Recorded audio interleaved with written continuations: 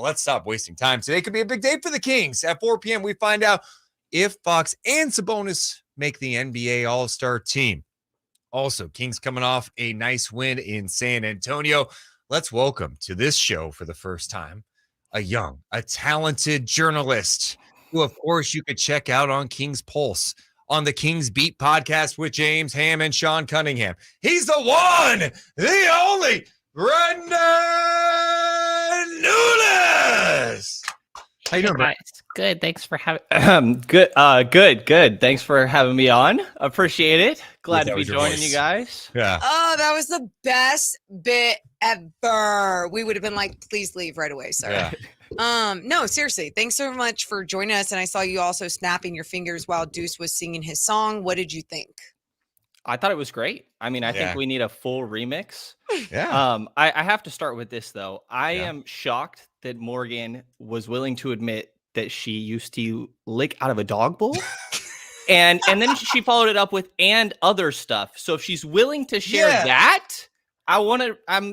maybe I don't want to know what the other stuff is, but Brenden, that's a great point. That I feel like we kind of concerning. moved on from fast. That Morgan at the age of 5 was like, used to tell her mom she wanted to be a dog. And it's like, oh, that's cute. Like, oh, pretend to be a dog. But I don't know. Was she...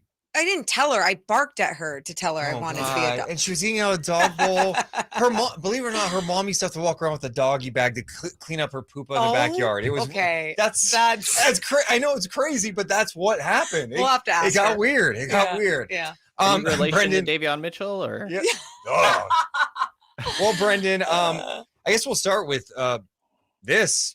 We find out at 4 p.m. if Fox and Sabonis get in. I feel like they both should get in. Of course, we're in Sacramento, so we're close to it. So the question, I guess, do you think they should get in? And then do you think they will get in today? I think Sabonis, no question. Sabonis should have been a starter. It's kind of BS to me that he was not. But, it's just playing time, I guess, when it comes to Zion. Sabonis, no question. De'Aaron, it's tough. I think he does get in. I wouldn't be shocked either way, though. I think that it's so subjective how people are going to deal with playing time here. Like Anthony Davis, due back any day. I think I've heard some people, I think that you guys were talking about, Nate Duncan has pitched the idea of like, it could look really weird at the end of the year if a guy didn't make it because of playing time, when at the end of the year, he still played a lot of games, but he was just unavailable at the time of selection. But 80's missed a lot of games. I think that Paul George could fall into that.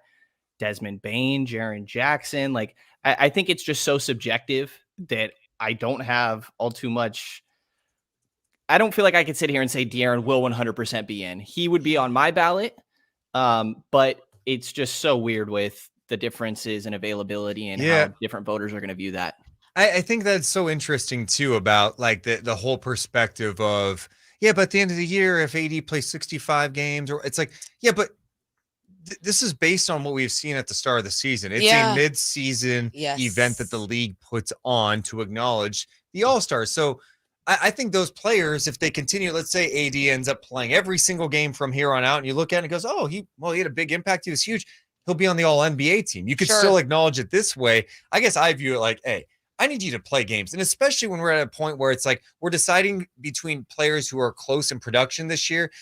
I'm going with the guys that are winning and playing the most games over the ones that are playing 29 games, even if they're really talented players. Absolutely. Lauren. And that's why, Brenden, I'm curious too, because Deuce and I have kind of talked all day about what matters to us, our criteria, sort of, I guess. What about for you? What would be your criteria, or is it just really the impact that a player makes on a team? Does some of their past resume kind of drizzle into your mind when you're thinking about what just makes nice just drizzle. Like drizzle, just like, does it drizzle from the top about what makes an all-star? I mean, I think a bit, it shouldn't matter. It shouldn't factor in. But for somebody like Dame, when he has his slow nights, it's easier to say like, oh, well, that's Dame. He's going to be fine. Right. And Dame's been phenomenal. His last 10 games, I think he's averaging something like 38. He's been ridiculous as of late. And I know votes went in prior to a couple of those games. But I mean, I think that team success does matter a lot. And I think that's what you're seeing with the Kings. I guess you could make that same argument for like an Aaron Gordon. But to me, like the drop from Jokic to Gordon is so Aaron Gordon's success this year and better numbers this year to me is more of an all-star or a better MVP case for Jokic than an all-star case for Aaron Gordon. But I think that playing time does matter a lot and availability does matter a lot. I have a little bit of an issue with all-stars for an entire season being selected in the middle of a year, but I guess that's reality and kind of is what it is and how this has always gone. But I think the two backcourt guys to me that stand out are SGA and Ja Morant. I thought those were pretty easy to me. Front court, Sabonis easily, Lauri Markkanen easily. After that, it's like, okay, you're probably going to have to pick somebody that's dealt with some injuries. And I end up going with Paul George over AD just because Paul George played, I think it's 9 more games right now. And he played well during that time, even though AD was MVP caliber for a little while outside of it. And then after that, I went with Fox and Lillard, guys that have played a lot. And I know that the Trailblazers are struggling, you would say, in the standings, even though, they're a game and a half from being 5th, really. Everything's so close in the Western Conference. So I think that playing time does really matter a lot, or just general availability. And then from there, it's what are your numbers doing to help contribute to winning basketball? The guy that I'm wondering and it would be pretty surprising still. Okay. Right. But he averaged 27 points a game in January, the highest he's ever had in a month in his career. Wow. Klay Thompson. Oh. And I know, like, it seems weird that the Warriors would have 2 all-stars, but I'm not making the case he should be one. It's more so like, the coaches look at that and go, man, he's been playing a pretty high level basketball and he's played in 40 plus games. It's the Warriors. I don't know. Maybe that's a stretch of him kind of as a wild card guy. I'm just trying to figure out how Fox doesn't make it, because the rest of the candidates to me are like Booker, kind of like the guys you mentioned, like Booker, AD, Kawhi, all legitimate talents, all when healthy, all NBA caliber players, some of the best in the game. I love Devin Booker. He's played 29 games. So, like, I give the edge to the guys who have played more. Like, I leave those guys off, and I know that's tough. I'm wondering, too, if maybe the coaches go, hey, we'll vote Booker in. Maybe we vote Kawhi, because those guys won't play. So we still name them and acknowledge that they are all-stars, knowing in the back of our head, like, they're going to be replaced and someone like Fox or maybe Anthony Edwards get in the game. I think something interesting Chris Watkins brought up on the Return of the Roar pod I did with them this morning is, like, could coaches look and be like, well, do we want to put 2 Kings in here? Like, is it fair that we're putting 2 Kings in, but we're not putting 2 Grizzlies or 2 Nuggets? Like, I think that Bane and Jaren Jackson have really good arguments, both guys that have come back. I'm not loving the Aaron Gordon argument personally, like I said, but I mean, the Kings are right there at 3. And I think there's a pretty significant drop off from those 2 top guys to the rest. They have a lot of good complementary players, but it's no question that those are like the clear top 2 on this team. Do you think that we care too much in Sacramento about all-stars, or do you think it's fair that this is important to us? We've experienced so many depressing, losing times that these things can help re-energize not only a city, but an entire organization. I think it's fine to care. Like, I think that it should. I'd like to get a feel for how much the players care. It seems like De'Aaron tries to like downplay it, but I'd imagine, like, I asked Domas to reflect back a while ago on like his first All-Star game and how much that meant to him. And he talked about, like, that's just something everybody dreams about. Being there, being an all-star and getting that whole all-star weekend experience. And I know De'Aaron's got a kid on the way, maybe has better things to worry about. But I'd imagine that whole experience is amazing for him. And I think just for the city and local fan base to start to see the national fan base appreciate them more would be big. And I think all-star selections do that so much. Yeah, I do wonder. I mean, if Rasay is expecting to give birth very soon, Fox may not even play in the game. That's fine. Just name him an all-star. Exactly. It's kind of crazy to think about. It's like, hey, you make your first all-star game, but you got a kid instead, can't play.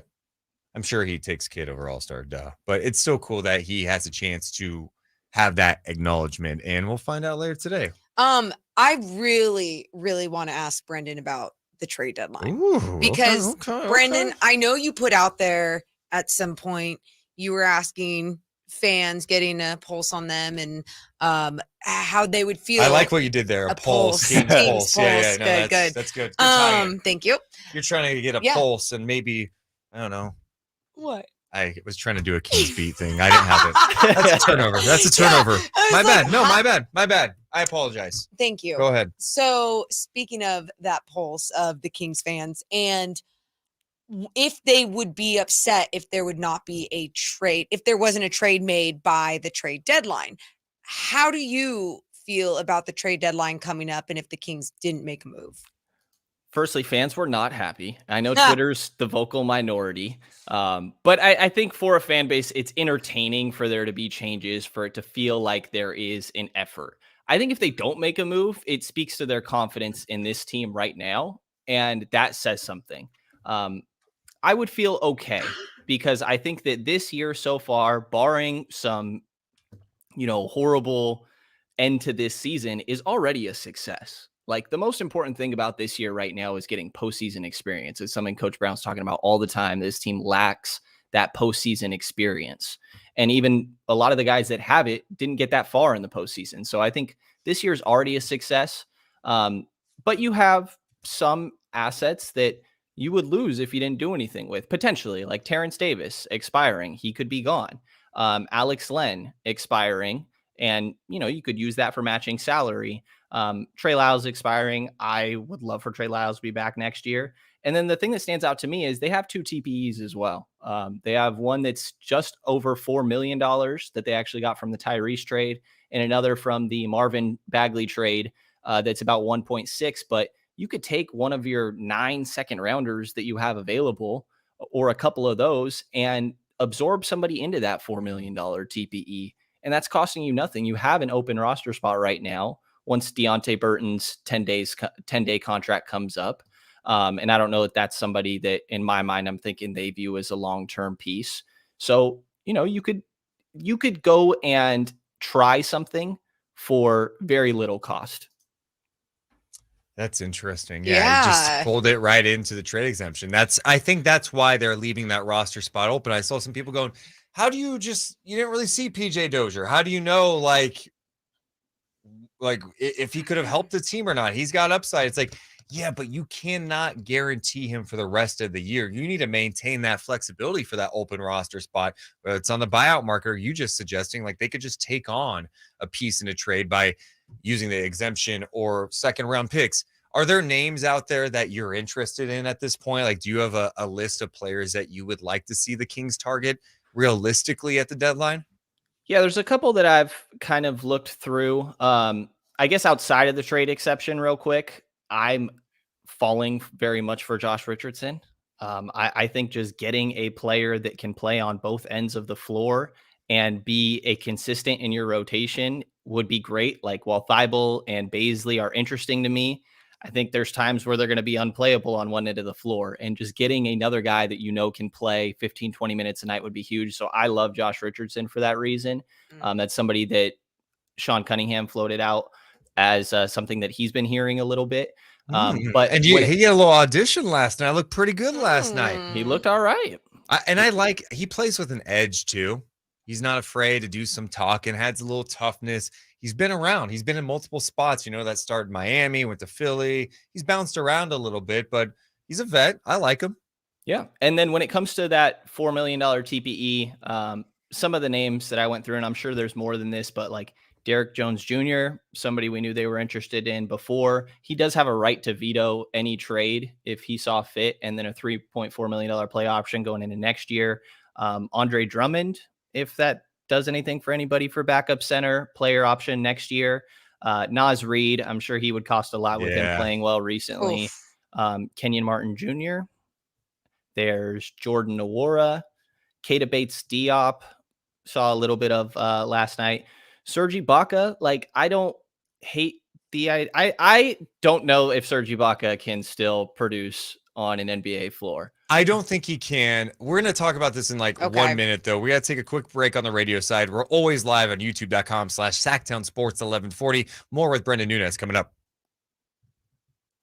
Okay. Hey, Brenden. Yeah. Hello, Serge hello. Ibaka. Yeah. Can Wait. you hear us still? Did you want to Yeah. talk about Serge good. Ibaka right now as we continue really quick? And then we could bring it back too. Here's Yeah. my thing with Serge. You know, he had the back surgery. we just called a game with him in the G League too. That was like a last year. That was oh, last that year. last year? Oh Yeah, my you're God, mixing my up- brain. Okay. Yeah, that was a long time ago.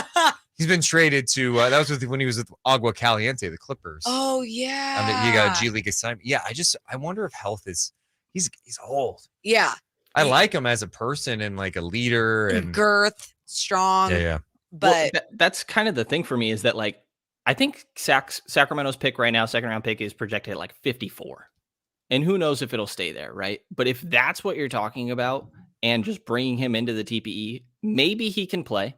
Maybe he can give you spot minutes. But if he can't, like Coach Brown, like I mentioned earlier, is always talking about like you need guys with playoff experience. He's always talking about like the importance of Dellavedova, who doesn't do anything for you on the floor, but maybe Ibaka can do something on the floor. And even if he can't, I think that like veteran leadership for a young team that doesn't have much postseason experience. Stand by. We're coming back. We're coming Gotcha. back.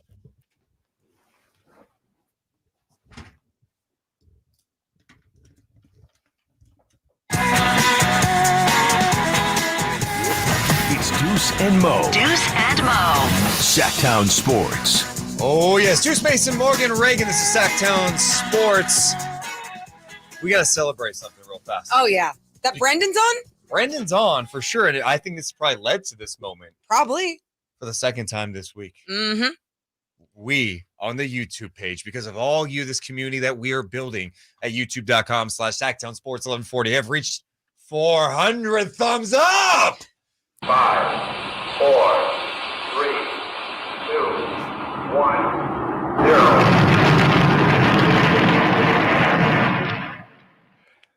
Turn down for what? 400 thumbs up. All right, seriously, thank you so much. We won't be doing this all the time because at some point it's just gonna be normal. We're gonna start doing, hey, gotta lift it to 500, and that's when the real celebration kicks in. But as we continue to grow this thing, we appreciate you guys being a part of the journey with us as we are live Monday through Friday from 11 to 2 p.m. Pacific time, hanging out with Brenden Nunes. Of course, you can check out his work, King's Pulse podcast, King's Beat podcast. Brenden, how did you feel about what you just witnessed? Hi. Your guys' energy is phenomenal. I don't know Oh, thank how you. you do Thank it. Yeah, I Coffee. feel bad for not matching it in my room, but it was, you guys are amazing. Your presence helped bring that 400. So thank you. Let's continue that conversation. Yeah, though. before the break, you were mentioning some potential names out there in the trade market. You brought up Serge Ibaka's name. My thing with Serge is just, I just don't think he's that guy anymore that can really give you the minutes. And I think part of that is just because the health. I mean, he had back surgery, but maybe I'm wrong. He's not really playing in Milwaukee. They sent him home like, hey, we'll try to find something for you. I don't know how much he can really give. And Morgan. during the break too, Brendan was kind of talking about how Mike Brown has talked about having those guys with postseason experience, veteran experience, right? How important and valuable that is to this team. But I also believe, like we're saying, those spot minutes, like being able to play that guy is really important too. So I don't know where the Kings are trying to go without trying to break things apart. I feel like it's going to be an interesting trade deadline, but I feel like it could be a dud of a trade deadline Really? in Sacramento. Oh, and yeah, but isn't it really done if they don't make a move? If it's really like we had those clips earlier, Brendan, I don't know if you saw, Bob Myers was on doing a radio interview in San Francisco, and he's like, I talked to other GMs. It's weird because all of us are trying to figure out if our teams are good. You've got all these teams, like 22 of the 30 teams are like kind of in the mix of things. It's just really difficult to make moves right now. Yeah, I mean, you need sellers, right? You have plenty of buyers, but who are the sellers supposed to be? And maybe some teams will flip as we get closer here. I think there's some swing teams that stand out. Toronto probably being the main one that gets talked about. But that's definitely where this gets tough, and why I think it's probably just fringe moves for the Kings. And also, you don't want to. You have to offer something to get something, obviously. And I don't think that the Kings want to include Harrison Barnes in a deal. I don't think they want to include Keegan Murray in a deal. No. Also say, I don't think they wanted to include Tyrese Halliburton in a deal last year. So you never That's know. That's But true. That was pretty shocking. I had a story. I don't know if I mentioned this here or somewhere What? else because we're on so much. So I mentioned it here. What? Taro from Makuni. I think you mentioned it Okay, here. my bad. Well, you might as well I'll tell just tell you, Brent. Brenden. Yeah. So there was a game like right before the trade deadline last year, and Taro was asking me before a game. He goes, "Hey, what jersey do you think I should buy? Like if I were to buy a Kings jersey?" I'm like, "Oh, definitely buy Tyrese Halliburton. Like he's gonna be here a while." And he went up and bought a Tyrese Halliburton like authentic jersey, and literally like a week later, Tyrese was traded. I still feel bad about Yeah, that. and you not on should. you. Yeah. And that's the thing though, Brenden. You don't think obviously you don't think there's going to be any of those changes like that made for the Sacramento Kings. And if it's a dud, are you happy that it's a dud of a trade deadline for the Kings? I mean, I'd like them to do something. I think specifically like that $4 million TPE, I think expires actually on the 7th. So it's not even Okay. quite the 9th, which would be the anniversary of when the Tyrese and Sabonis swap took place Ooh. coming up here on Tuesday. So we'll see there, but that's something that would just disappear. Obviously, like they haven't seemed to value second round picks that much in the past. And they got 9 to work with, 5 of their own and 4 futures, including one right now that I think is sitting at last I checked was high 30s because it's Indiana's second round pick. So it's decent value for a second rounder sitting at 39. So I'd like them to do something, but there's only so much you can work with, as much as like Rashawn Holmes. My dream is Rashawn Holmes for Gary Trent Jr. in some way, a team that's like Rashawn. It's just not like, I don't know why any team would want to do it. One name you did bring up was Andre Drummond. I've not really I'll be honest, have not seen a lot of Andre Drummond. He's not playing a lot of minutes in Chicago this year. I mean, what could he provide? Could he provide anything? I know offensively it's a challenge. We see enough Andre Drummond over the year. It's also weird his career trajectory. Like all-star big, and then it's just like fast. Really fast. Another guy kind of reminds me of Roy Hibbert back in the day. Oh, yeah. Roy Hibbert making all-star teams in Indiana, then like out of the league really fast. But Andre Drummond kind of hanging on. He's in Philly last year. They moved him to the Nets at the trade deadline, that Simmons-Harden trade. Yeah, what do you think? I know you mentioned Drummond. What do you think about his fit? I don't love it necessarily. I don't either. It's more so just like figuring out like what can you do with this TPE that like wouldn't cost you much. So like, what does it really hurt to try? I guess is kind of my perspective with that. The one thing with Drummond is that he does have money going into next year. It's a $3.4 million player option. Not much, but there's something. That's tough. I know it's not that much money, but it still scares me a little bit. Yeah, that type of money scares me. What about the buyout market? Let's say we get there with the Kings. Does that intrigue you at all? Definitely. And I think it's weird, or it makes sense now, but weird just from the context of the Kings of years past that we get to talk about them potentially being an attractive buyout place for people. I don't have names off the top of my head. I'm focused on the trade deadline as of right now. But I think that that's absolutely something that the Kings could end up looking at. There's a chance, like there's one open roster spot right now, but 2-for-1 deal or some uneven number. You have another one that opens up and I think maybe could be guys at the end of this roster that if you found somebody else better in the buyout, that maybe you feel like a swap is for the best. One name that someone in our chat brought up, Charlie, he brought up Torrey Craig. And I don't know what the Suns are feeling right now. And maybe it's a situation with them. It's like, hey, we're getting Booker back.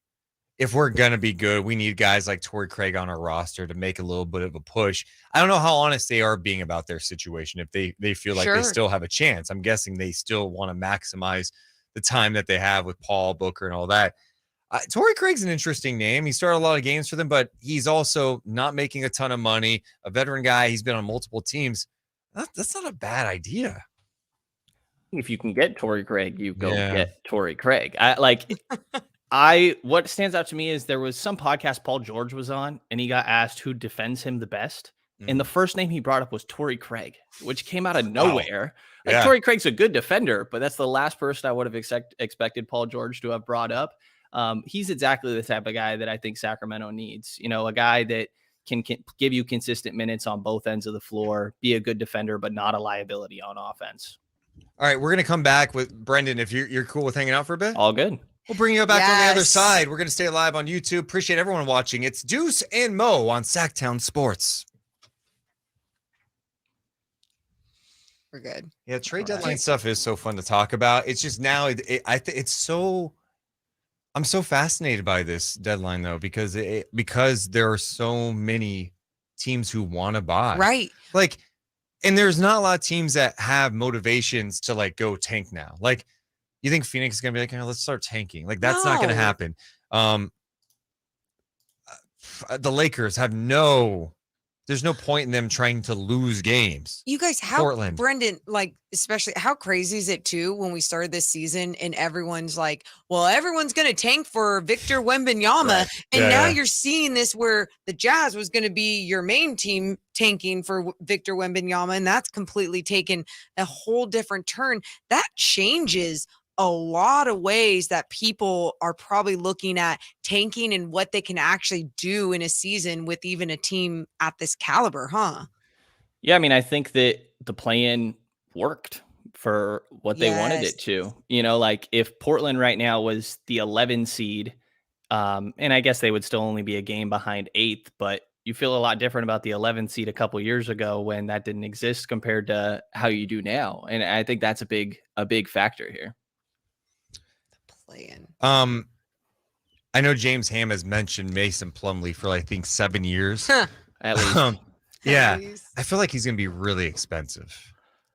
the whole like, Or do you think that's I all forget talk? what the reporting was, like a first round pick for him. Someone said the other day. I don't what? Like that makes no sense to me.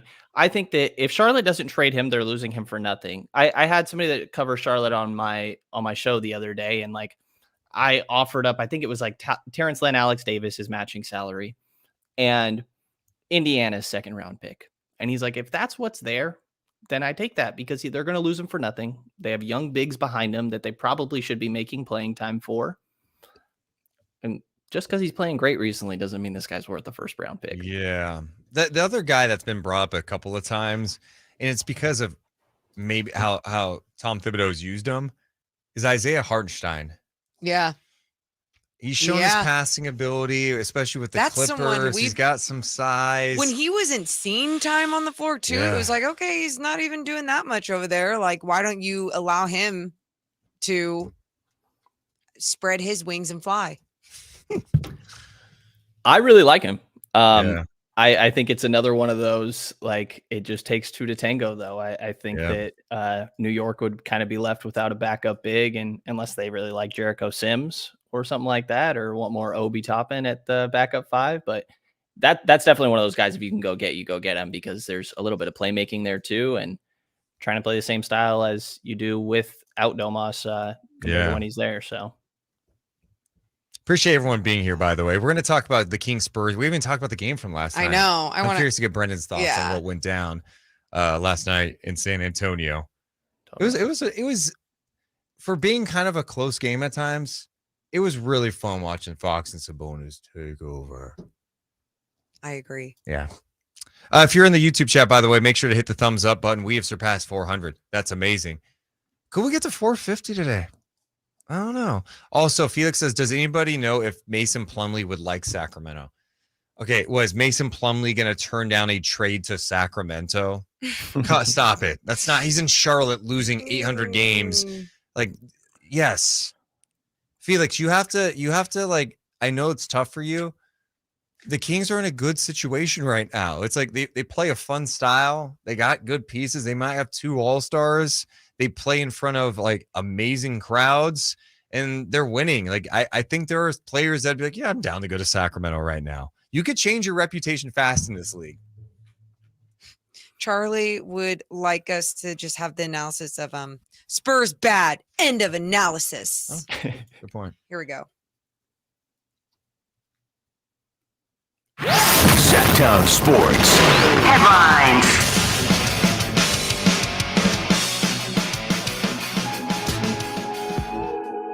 I'm Christopher Laud with your Sactown Sports headlines. Sacramento Kings pulled away from the San Antonio Spurs last night to win 119-109. Kings All-Star hopefuls had a big game with Domantas Sabonis getting a big season-high 34 points along with 11 rebounds. De'Aaron Fox also got a double-double with 31 points and 10 assists. Kings are off today. They'll be back in action tomorrow when they visit the Indiana Pacers. You can listen to the game right here on Sactown Sports. Right here. Kings forward Keegan Murray has been named the Western Conference Rookie of the Month for the second consecutive time. Okay. In the month of January, Keegan is averaging 14 points, 5.9 rebounds, and shooting 49.5% from beyond the arc. So many threes. And now more of Deuce and Mo with our guest, Brenden Nunes. Chris got rid of the hard rock He's update the music. best. A He little is the slow. best. Although I think when that song that music's on, you gotta slow it down a little bit. His You know? was perfect. You are perfection.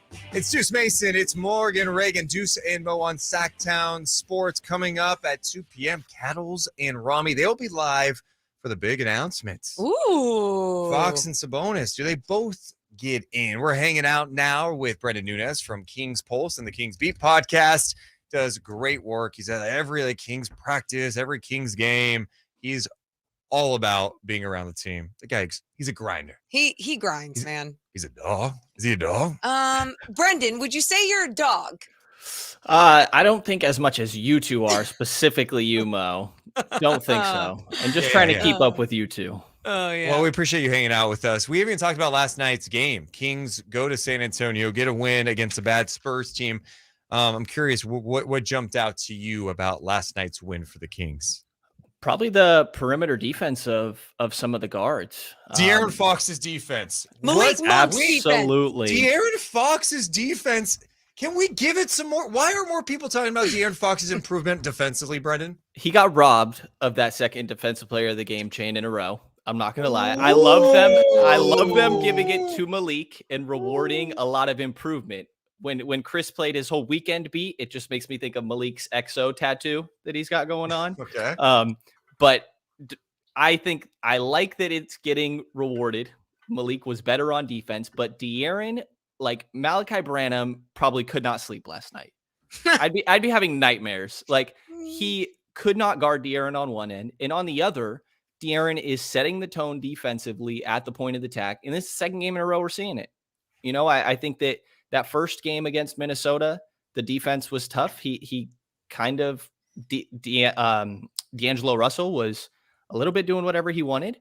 But that second game, he came out and made sure to be physical with him. And when De'Aaron is locked in, he has no issue with physicality, very willing to do it. He's got length. He's got quickness. He can get around screens when he's locked in doing it. I thought that he was phenomenal these last two games defensively. It's so cool when you see this team locked in defensively, but when you see them locked in defensively along the perimeter, that's where everything gets going. Just like you're saying with De'Aaron Fox deflections, Harrison Barnes deflections, steals. We're seeing Malik Monk had 3 last night as well. And I think that's a huge thing to look at, which is surprising because then there's so many times last night that we're still talking about the bad defense by the Sacramento Kings because it was a Spurs team that was finding ways to score on them. And I think that's something that we still need to see improve as we go forward. But at the same time, you're seeing them respond a lot more to their mistakes, I feel like, in some of these games, making those in-game adjustments to pull out those W's. I do think that's so true. And I think part of this too, you're taking on a new team. Yeah. Right. There's a lot of new pieces on this team, and not all of these pieces have been like defensive minded guys throughout their career. Yeah.